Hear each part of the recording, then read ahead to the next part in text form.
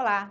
A proposta de emenda à Constituição, que torna obrigatória a execução das emendas de bancadas estaduais ao orçamento da União, foi aprovada pelo plenário do Senado e retorna à Câmara dos Deputados. Nós vamos conversar sobre o assunto com o senador Espiridião Amin, relator da matéria no Senado. O senador Espiridião Amin, do PP de Santa Catarina. Senador, seja bem-vindo. Senador, o senhor entende que essa emenda do orçamento impositivo, ela vai englobar todos os orçamentos públicos no país? Sim. É uma resposta curta e complexa, né? Municípios e estados? Sim, pelo princípio da simetria. Esta emenda que nós aprovamos, ela afeta o artigo 165 da Constituição Federal, que rege a elaboração de orçamentos. Portanto, não há como dizer que esta parte do artigo 165 novo, que vai ser escrito ou reescrito com a promulgação desta emenda constitucional, não diga respeito a todos os orçamentos públicos do Brasil. Só que ela é uma diretriz básica. Ela ainda não tem todos os acessórios que serão exigidos de uma emenda regulamentadora do orçamento impositivo. Ela vai exigir uma Ela é uma legislação diretriz. infraconstitucional A diretriz ainda. é o seguinte, pessoal, o que uma programação de orçamento faz depois de aprovada é para valer. Por enquanto ela disse isso, nos 3 níveis. Agora, os detalhes de como vai se fazer valer, eu já encaminhei para a comissão permanente do Senado do Futuro 2 sugestões. Por incrível que pareça, a proposta de orçamento impositivo apresentada pelo senador Antônio Carlos Magalhães, que é atualíssima. Em 2000? Em 2000. Diz assim, a lei orçamentária anual será de execução obrigatória, ou melhor, é de execução obrigatória, vírgula, e aí seguem-se algumas condições e 6 parágrafos para tratar de como ela pode ser, diante de uma emergência, um fato novo, uma nova circunstância, atualizada. Teve uma fala muito interessante do senador Marcelo Castro na audiência, na reunião da Comissão de Constituição e Justiça, que foi debatida, que ele fala exatamente isso. A lei orçamentária é uma das leis mais importantes do país e, paradoxalmente, ela é uma lei que não precisa ser executada. É autorizativa. Ela é autorizativa. Então, isso é o mais atual que nós temos, que eu conheço.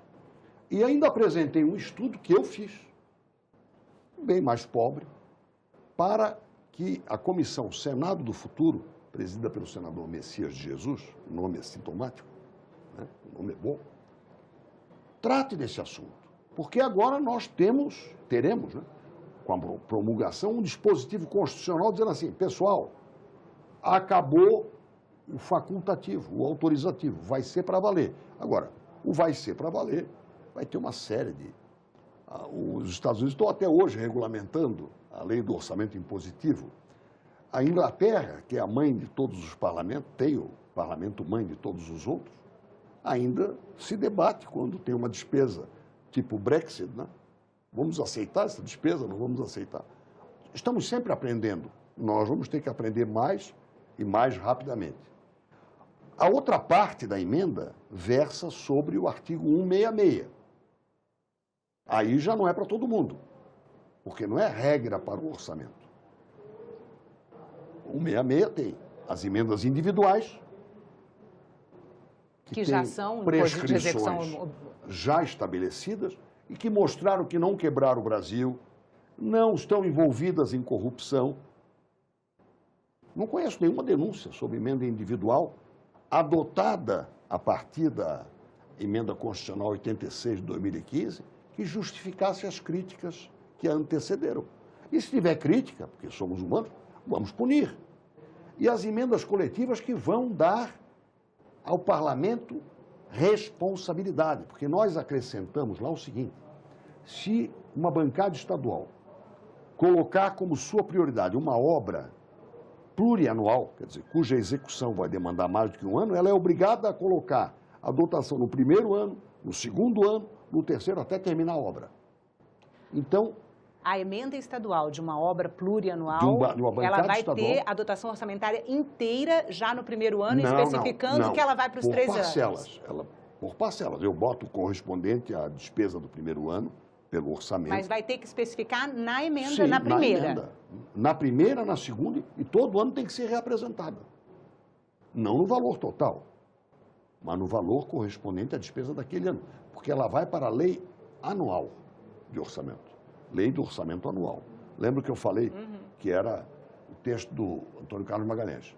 A lei orçamentária anual terá que ser cumprida.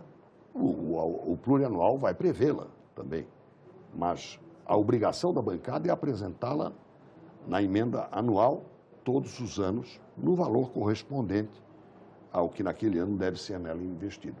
Ou seja, ainda contemplamos com uma pequena gradação, 0,8% no primeiro ano e 1% a partir do segundo, ou seja, conseguimos consertar um acordo envolvendo Câmara dos Deputados e Senado.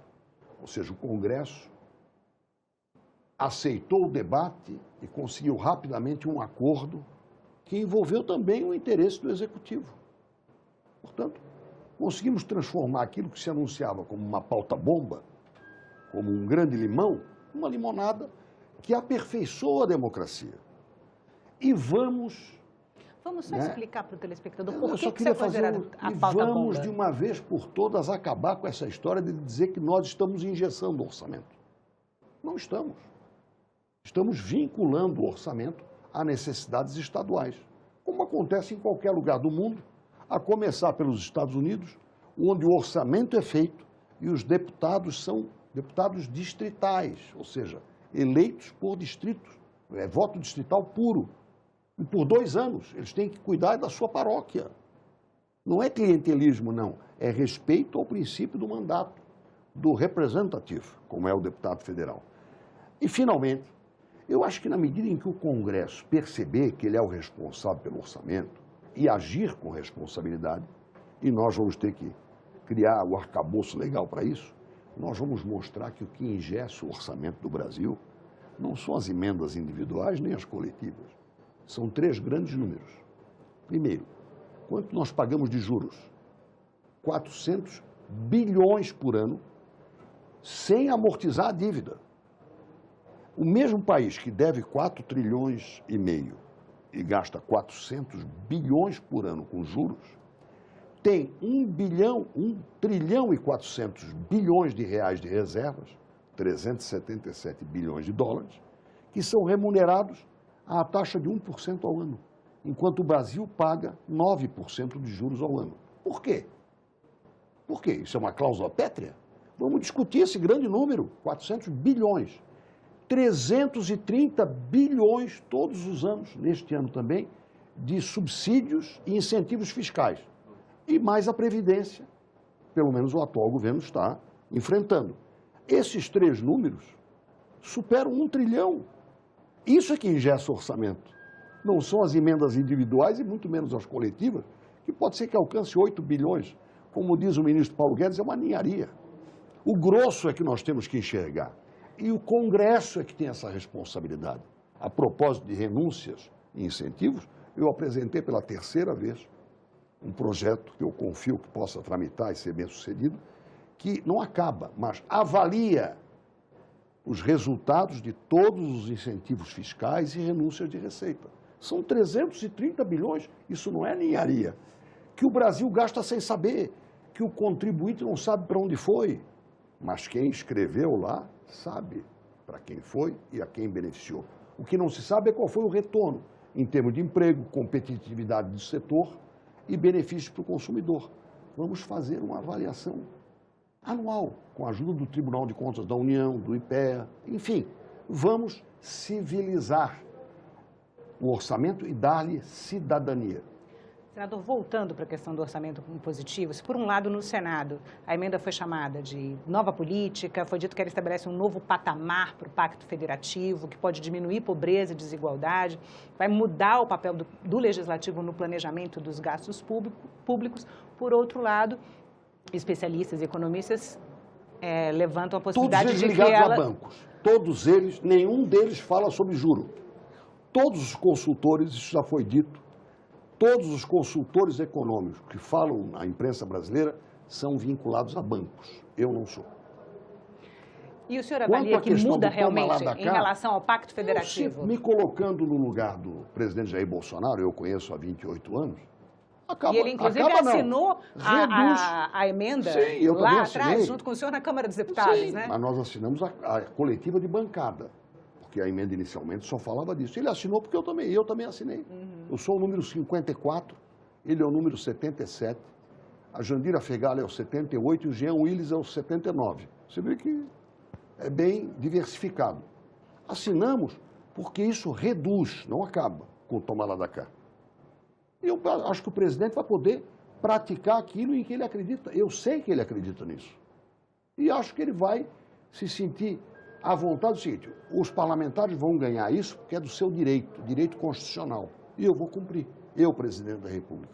Ele vai ficar aliviado, porque ele não está fazendo tomar lá da cá, e vai estar valorizando o parlamento, onde ele era considerado do baixo clero, ou não era? Muito embora tivesse expressão, força e vigor para ganhar uma eleição para presidente da República como ganhou. E era tratado aqui como baixo clero. Quanto aos consultores, eu os respeito, mas gostaria que um consultor independente, que não fosse ligado a banco, dissesse o que ingessa o orçamento e viesse aqui debater. Por que 400 bilhões por ano de juros é cláusula pétrea? E ninguém discute. E diz que os deputados são clientelistas. Será porque estes têm um cliente só? Senador, muito obrigada pela entrevista.